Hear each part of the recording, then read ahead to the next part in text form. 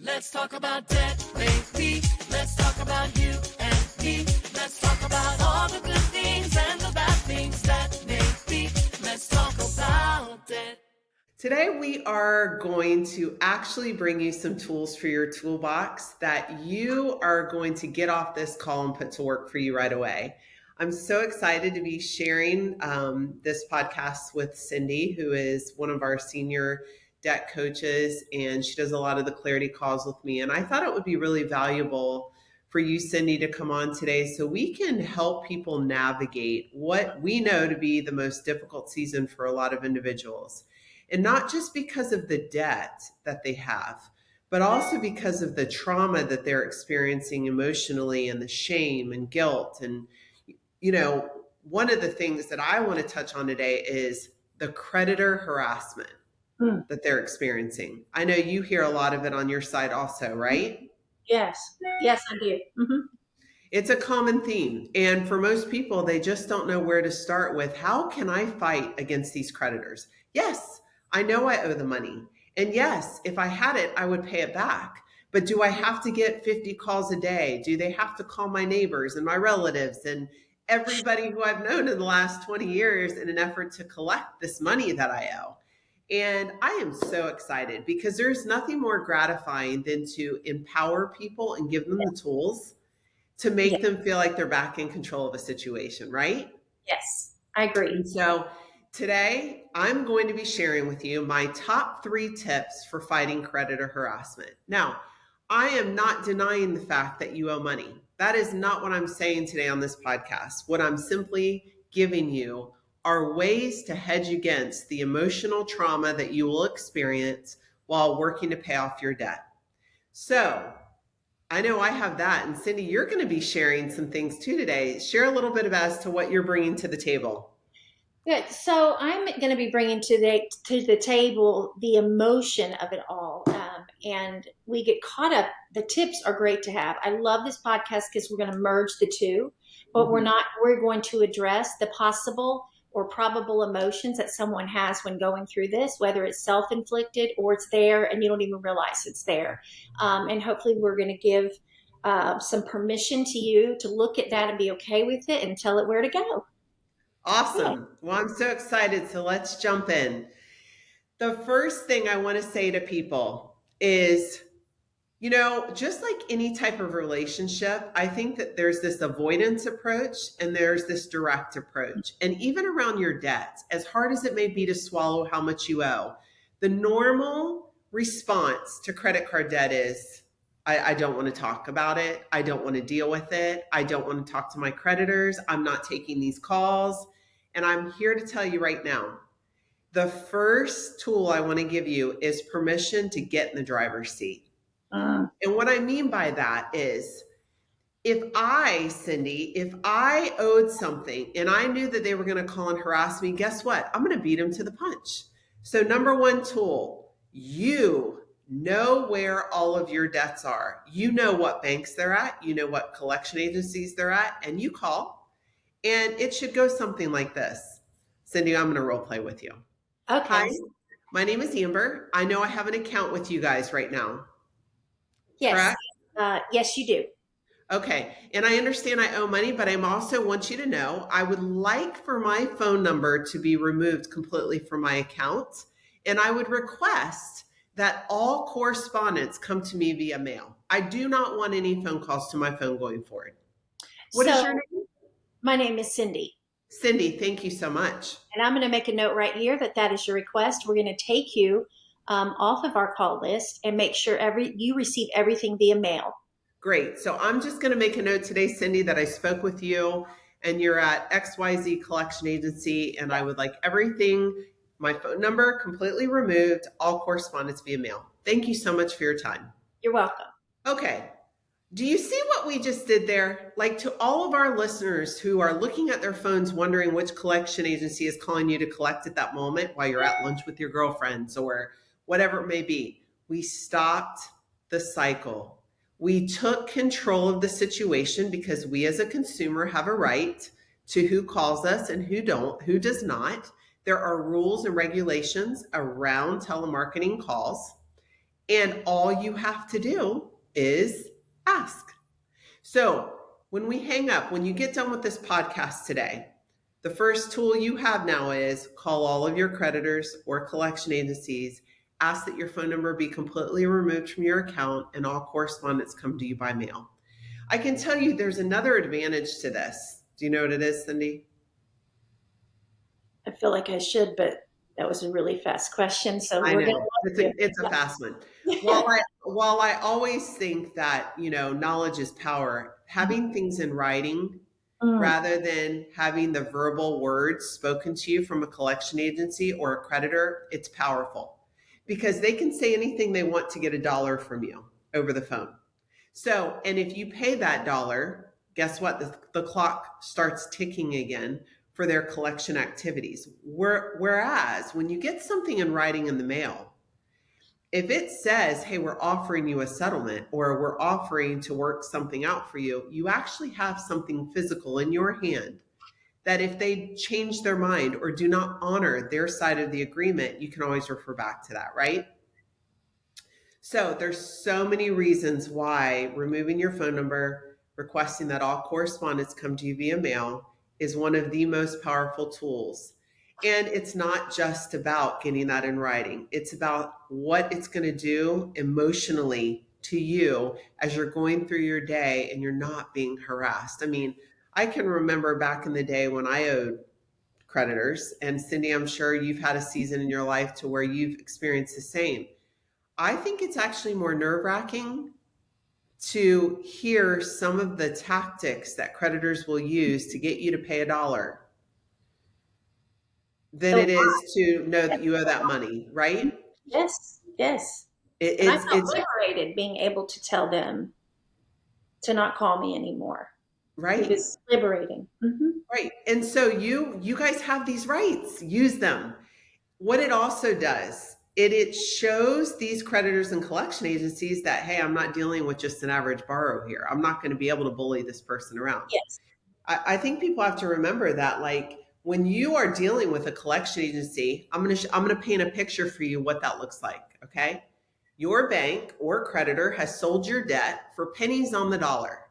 They've handed it over to a collection agency who has a room of, let's call them Mollies, who has a room full of Mollies who are they're getting commission off They of are. harassing you. Honestly, Yes. I think I would have been really great at it as a collection person You'd be just great at because, anything. like, Yes.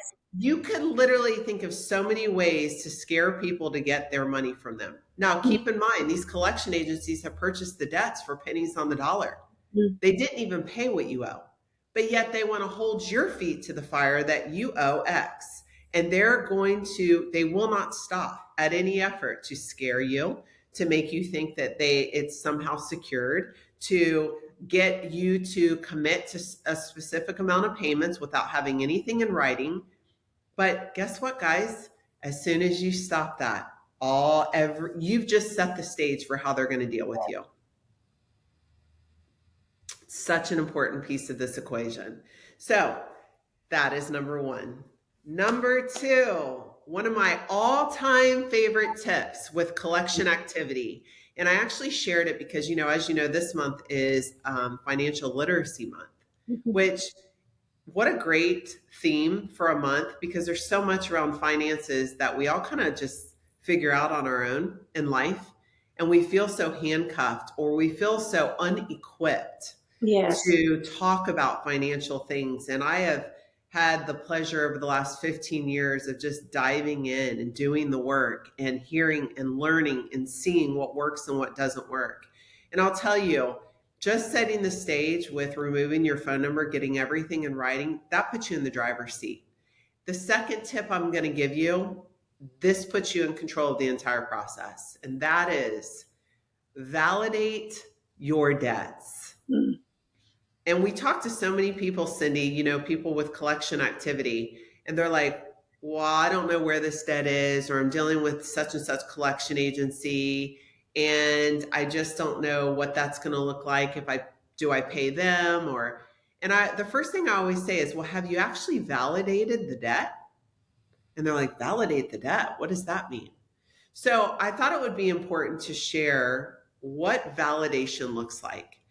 When you are getting harassed or requesting a letter or anything saying, hey, you owe me money, here's what you do. You ready? Write this down. You're going to want to use it. You immediately request a validation of the debt from that collection agency, showing that they, in fact, own that debt. If you are making payments to these collection agencies and you don't even know if they have your debt, guys, technically, you have no idea who you're paying. But yet we do it because we feel so trapped. We feel so vulnerable. We feel so out of control. And while we know we owe the debt, we really can be taken advantage of if this is not handled properly. So this tip number 2 of validating the debt is so crucial to your success because, again, you're either going to be in control of this process or the collection agency is going to be in control. And once they know that you are a savvy borrower, that you are a consumer that is educated, the way in which they handle you is going to be completely different. So let's role play, Cindy. Let's role play what it looks like to validate the debt. You be the collection agency, I'll be Amber. All right, let's do it. Okay. So ring, ring. Actually, you can answer as if you're credit, let's just say you're credit control. Hi, you've reached Cindy with Credit Control. How may I help you today? Hi, Cindy. My name is Amber, and I understand I had received a phone call or a letter from you guys stating that you actually have one of my credit cards went to collection agency, and it looks like you guys are trying to collect on that debt. Can you see if you have an account there for me? Yeah, what's your account number? Da da da da da da da da da. And you've looked it up. So do you see the account? You know what? I'm not seeing the account. This is strange. Well, I received a letter, so I think that you probably do have the account there in your offices. And it's stating on this letter that I owe XYZ. I owe $30,000. So what I would like to request, Cindy, is that your offices provide a validation of debt for me, please. Okay. Would you have that sent out? And that way I know that you, in fact, own the debt before I start to negotiate any type of payments. Okay. I will definitely do that. That's strange. I don't see it, but I will probably come across it. Let me go ahead and get your name, phone number, address, and we'll get that right too, and I'll probably call you back. Great. So what I've just done for you all who are listening is I have asked that all the original paperwork that I signed to actually get the credit card and showing everything that I've spent and everything that they're collecting on, that they produce that paperwork for me. Now, what most people don't know is that when a bank sells or sends something to a collection agency, they have to also send all the supporting paperwork. So all of the original documentation that was filled out when you applied for your credit card, when you actually got that card, your statement showing what you've purchased, how much you owe, all of that paperwork has to go over to the collection agency. So when I ask for a validation of debt from a collection agency, it's actually just asking to prove that you own the debt by showing all the original paperwork. Mm-hmm. Now, here's the catch. They have exactly 30 days to provide that paperwork to you. If they cannot provide the original documentation, guess what, guys? They can't collect on it. You cannot collect on something that you can't validate you own. So, we talked about tool number 1, removing your phone number, getting everything via mail. Tip number 2, validate your debt. Validate where it is. And Mark, when I called Cindy at the collection agency and requested, I'd like to validate my debt, I'm writing that date down. I am putting that today, April the 9th, I have requested a validation of debt. They're stating they own this debt and they're trying to collect it, but I also would like to see the actual paperwork showing they own it. Typically, they have to send you that paperwork directly to you. Look for that to come in the mail. They cannot correspond or do any collection activity during that 30 days, by the way. That's a big deal. So you now are in the driver's seat 100%. They know it. You feel powerful. And it's amazing what can happen to your psyche when you know you have rights as a consumer and you get back in the driver's seat. It doesn't mean that you're dodging and you don't want to handle or deal with your debt.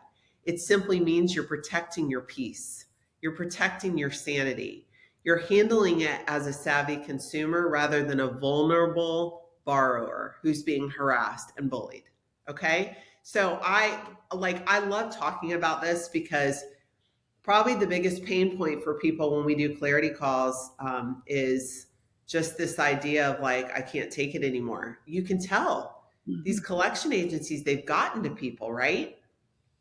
I mean, literally to the point to where they can't even talk about it because they feel so much shame and guilt. And that's poured over by collection agencies and creditors. And so just being able to get back in that seat is so, so powerful.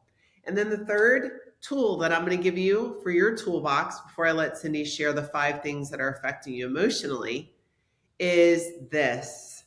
Once and if, keyword is if you then get the validation of debt and you have it in front of you and they've proven they have it, sit still. The older a debt gets, the less valuable it becomes. It's complete opposite with wine, right? It's like the older wine gets, the better it becomes. However, in the world of finance, the older a debt gets, the less valuable it becomes. And what you'll notice is if you follow these 3 tools and you've used them properly, you will be in the driver's seat and you will get to the place to where you can settle these on your own should you want to.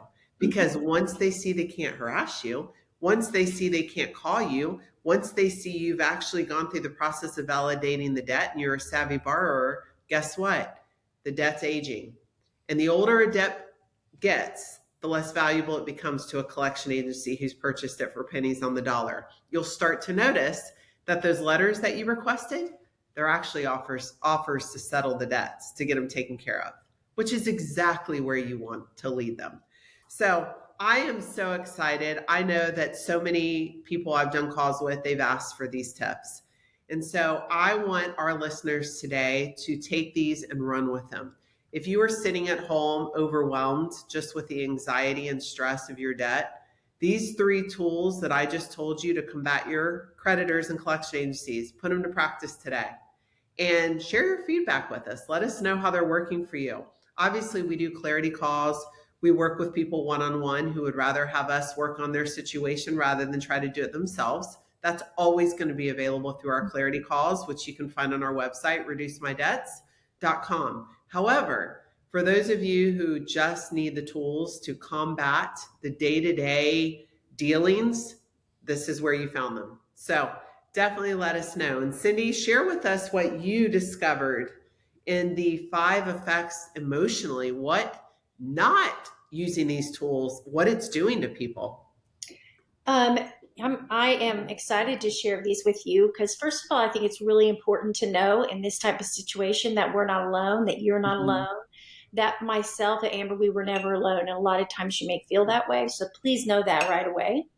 And so there can be a range of emotions that we may have. I want to say all, but everybody, but the majority of these emotions, if you're in this situation, you felt, and this may be somebody that Amber has spoken mostly directly to people that are dealing with collection agencies, but people in general that you have had credit card debts, unsecured debts for a while and may just be under the burden of not being able to pay them, or your debt to income ratio is just right here and you're barely keeping it on time. And that's a minimum payment. And those emotions are for really everybody. Okay, so first will be the anxiety and the stress, which Amber mentioned off and on, and we can feel overwhelmed. It's a big word, and overwhelmed can lead to the worry and the stress and what do I do next? And we can really just shut down as a result of that, physically and emotionally, but physically shut down and not move. And that's the body's response to trauma. So we just don't know anything to do, so we don't do anything. And that's why it's important that you ask people for help, period. And then guilt and shame. Shame, I hate that word, but shame resides at the bottom of most of the emotions that we experience. And so a lot of times people may feel shame for not being able to honor their commitments.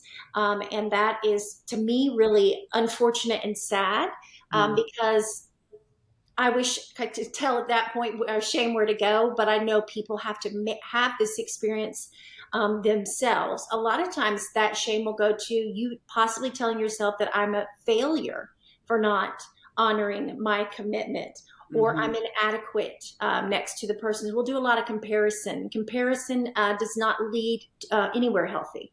It just doesn't. So please know, statistically, what do we know, Amber? Is 77% of American homes have some sort of debt. And we're talking about unsecured debt, not secured debt. So you are definitely not alone. And then just the fear. I think fear is really, it's at the, I don't know if it's shame. Fear comes from shame. Shame comes from fear. But we may experience the fear and judgment that we think that we're getting from others. And we're actually not being judged by others, because probably the person sitting next to you at church, let's just go ahead and say it,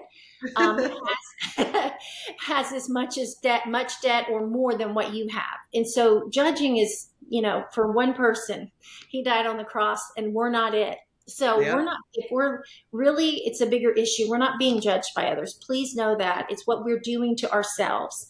So that can become, a significant sort of stress for those that are in debt. And then frustration, anger. And a lot of times it's the frustration and the anger that we may have towards ourselves for ending up in this financial situation. And I know myself and Amber, we hear this a lot. People just ask, how did I get here? It was like a domino effect. I did not think that in 3 years or 5 years, this is where I would be. And so there's a lot of frustration and possibly anger for people that end up in the kind of situation that they don't want anybody to know about. So the last but not least, and probably I would say the most important, because it can lead to this for someone that has had chronic financial stress, and that is the feeling of hopelessness and possibly depression. So it can affect our mental health, because if you're looking at, well, I can't really go anywhere or leave the house because I don't have any money to spend. So what does that do? You don't leave the house. So there is, and somebody's hearing that and going, sister, that's me. And you may not even be aware of it till someone brings it to your consciousness that is valid. So I feel hopeless. I feel depressed because if I go out the door, what am I spend money on anyway? And someone's going to judge me. Someone's going to know. So the chronic financial stress is a real thing. It's important to acknowledge it. And it's when we acknowledge something, we become aware of it, that we can ask for help. And so we'll get to that. We'll get to that in a second. But our inability to see the way out of chronic financial stress, it can be emotionally taxing. But I also want to make sure that we have that bring up emotional health, your physical health, and your mental health. It affects all three. All right. So we have three centers of intelligence. You have your brain, your heart, and your body, and it affects all three. So the emotions are what we're talking about today, but it goes to the mental. It affects you physically when you pay attention to it. And if you are in relationships, and Amber and I hear this all the time, that a significant other spouse may or may not be aware of their partner's debt. All right. And we are not here to judge. That's not what we're doing, is bringing it into reality and saying your relationship with yourself and or your partner may be struggling as a result of all of this. And hopefully we're not making anybody sad or depressed now. I just want to give a voice to it, because it's most of the time not said. Just what Amber shared with us, those 3 tips, most people aren't saying what those are. And it's important. We see it, we validate you, and it's not easy. And we want you to be able to ask for help. And what we usually say at the beginning of each call, as Amber has taught me, and I'm blessed, is, we commend you for scheduling a clarity call, because what do we know? We know that when we ask for help is when the breakthrough happens. Mhm. And so I know it was that situation for me. We're not talking about me, but in my situation and my relationship with debt, that was it for me, was when I asked for help. One last thing, and then I'm done with my tips. This is a text I received this morning from a client. And I'm just I'm I love these, by the way. Like, one, I love the tips, but I love hearing real life texts and stuff from yes, your clients, and you always get good responses. So I'm excited to hear this one. yes. I was checking in with her, and she just said I wasn't fully honest um, with him before when her and I had a clarity call before about my finances. So we had a long talk. And what do you think that Cindy was happy about? They had a long talk. I think that's actually more rewarding Mhm. than the getting out of debt it makes me so happy that through the clarity calls that we're doing with people, Cindy, that we're actually restoring relationships and making them stronger because we provide the space for people Yes, with grace, yes. right? And Mhm. no shame or guilt. Mhm. It almost prepares their hearts to be able to share it with their significant others that they've been holding on to this, carrying this big weight by themselves. Yes. I believe that that gives them more courage. I know that sometimes when we talk to people, Hmm. that is their first time talking about it out loud to Yeah. someone or anyone for a long time. And that's not every time, but sometimes. And I think that the courage that it gives somebody to be able to talk about it with their significant other or someone that they trust and respect greatly continues to liberate, gives them a big sense of hope. That's so good. That's so good. And I think that's where a lot of the breakthrough happens is just through communication. One of the things that I love that we get to do is create that space for people. And I do. It's such a huge step to ask for help. You know it. I mean, it's not the easiest thing to do. It is the hardest part of the process. And we can give these tools all day long, and there still are people that are just completely hung up with fear on how to deal with it. And we invite those people to set up clarity calls with us because we Yes. want nothing more than to educate people, to give them the tools to walk this season, but most importantly, to put them on the path to financial freedom. Mhm. And so it's such a rewarding feeling to hear texts like you get, and you get those all the time. So I this do. isn't a new thing, but it does. It makes everything that we do so rewarding. And so for our listeners today, just to kind of complete this, those tips were incredible, Cindy. Like, just knowing the side effects of what people are dealing with, I think a lot of people are going to relate with that. And if you find that you are listening to this podcast today and you're like, I just need to talk to them. You may not even know why. Set a clarity call with us and we will be so happy to listen with zero judgment and to help guide you and navigate this season and give you our advice based on 15 years of expertise of helping thousands of others like you. We have all been there. So do not hesitate. Thank you guys so much for tuning in today for the Life After Debt podcast. And until next week, have a great week. And hey, you know what? There's somebody out there that's going to get their script flipped. So don't hesitate. Reach out, set that clarity call. We look forward to talking with you. Thanks, Cindy. It was great seeing you as always. Thank you. Bye. Bye.